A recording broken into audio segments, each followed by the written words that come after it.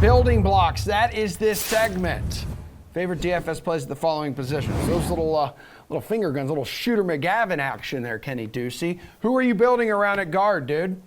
Yeah, because I'm really excited about this segment because yesterday we did building blocks and I wanted to spend so much money. This is the segment where you talk about those high-priced options that are going to dominate the slate. And for me, that's Stephen Curry at 11.1K. He shoots 2% better at home, so already I think you're off to a pretty good start. And the Hornets are a very, very good defense to attack. They're 25th in defensive efficiency. They're also top 5 in pace. I think this is going to be a high-scoring game, a game where Steph Curry shoots well. He's had a plenty of rest here. The Warriors last played on October 30th. And against a bad defense and a bad perimeter defending team, I think that he should be able to get it done. And the usage, again, is going to continue to be there as long as Klay Thompson is not on the floor. Meiselman, 11 games on this slate. Which guard are you building around? Yeah, so this is the caveat to start every show with. We don't have a lot of news yet, but we may get it later in the day. So as of now, it's going to be a little bit difficult to spend a ton on some of these high-priced guys. For now, I think Fred VanVleet is a really good option at 8,500. Scotty Barnes has been overshadowing him a little bit so far this season, which is a little bit weird to say, but Barnes is out right now. He's been dealing with an injury the last couple games. Assuming he's still not playing tonight against the Wizards, it's a good spot for VanVleet. I think the usage goes up without Barnes in there. And this is probably just a price that's a little too low for him in general, with Kyle Lowry now on the Heat and Pascal Siakam still hurt too. So this is kind of his team right now. Matty, what about at forward, dude? So I think at forward, I just had to check again to make sure I have this position right, because I thought Malik Beasley was a forward, but now I'm going to have to pick someone different.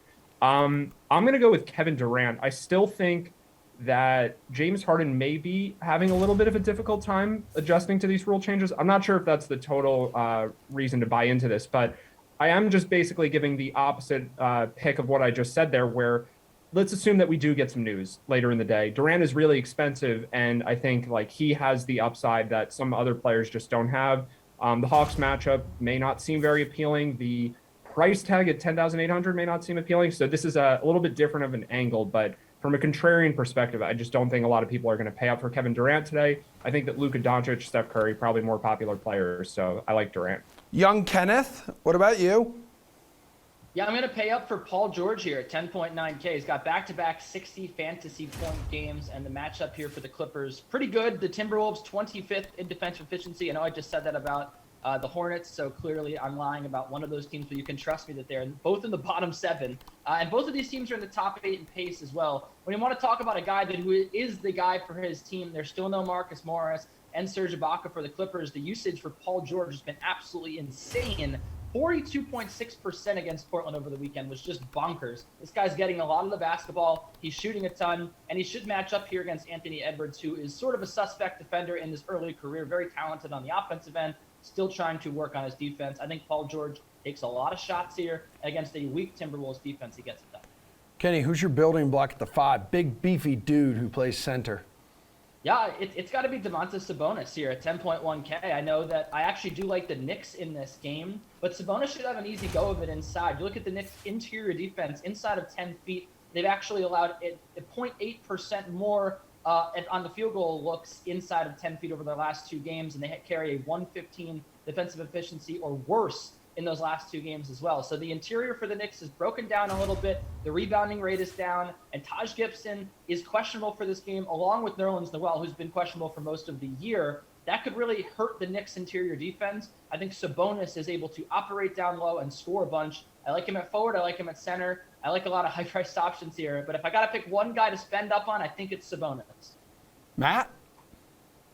So this is another play. We're going to stick to the same theme where you have guys who have usage increases because of injuries on their teams. Jonas Valanciunas was already having a really good season. And now with Brandon Ingram out of the lineup, there's just the whole offense is running through him. He did well last night against the Suns, and I think he can do well again tonight against the Kings. This is probably a decent matchup for him. The Kings still play at a pretty fast pace.